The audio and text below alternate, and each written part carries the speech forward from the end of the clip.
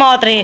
अरे भौजी हल्दी उतारी ना दिल्ली ये सारे कोई रास्तों में भुलाएगी। अरे भल भले डल्लू ये भुलाइए तो आई बेटा। अरे हम तो आइन बाटी। हाँ तो तोहरा जरूरत है तू आई है अगले बार आए दूध ले हाँ ठीक बटे झाड़ू फाड़ू फेंका के साथ हम झाड़ू लेनिया। अरे बहारत रहे। अच्छा ही बताओ तोरे बुढ़ऊ बाटन की ना बुढ़वा ना आई बे कहाँ गा कहाँ का बुढ़वा सारा दिन ओके नहीं पता तब हम तोहर इंतजार करते रहे। अरे भौजी अब तो एकदम मजे मजे बहमाता। हाँ देवरू मजे मजे है ये बेटे लेकिन अगर मान ला आ जाइए तब वही बात ये ना सारा दिन गायब रहे सारा दिन तू गया ना और बुढ़वा आई जाइए पूरा खेल गड़बड़ाई जाए। नंबर वे तू ना दिन रहना तो एकदम फोन करी तुरंत आई जाई हम।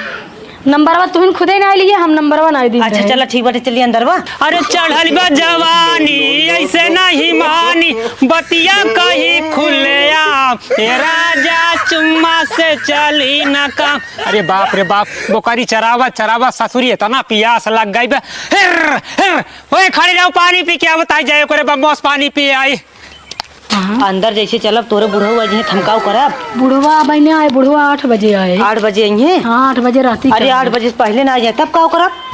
नहीं 8 बजे हम तो चपाई जब तू तो बच जाब हम चपाई जब ना कैसे चपाई जब। अरे भगवान जब घर में तो हम तो का देखने का समझे सर। अरे हम तो लागल रहा राजा जी मामला पट जाई। ये किया भौजी गाँव बुढ़वा है गाँव कहे हाँ पानी पिए सरवा कहत बाटे लागल रहा।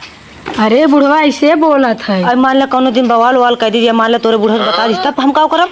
कौनो पता नहीं हो बात हो सकत बताओ सकत। अच्छा ही बता भौजी तोरे के दुआरे आवत हन कि ना आए। रोज आवत हन पानी पिए आवत हन बुढ़ऊ से बतलाओ हन अच्छा जा देवर डल्लू लेके आए जोनी केहू शक न करे। हाँ ठीक है पहले मोरे एक बात सुना। हाँ अरे आवत हन जब ना हाँ। तोरे बुढ़ऊ ना देखा सुने जाकर देखा बतावत हन कि ना आए। चला ठीक बा तुझे डल्लू ठीक बाटे हम जाती डल्लू लेके ना। हाँ ठीक बा बुढ़वा जानू लीन बा का बताई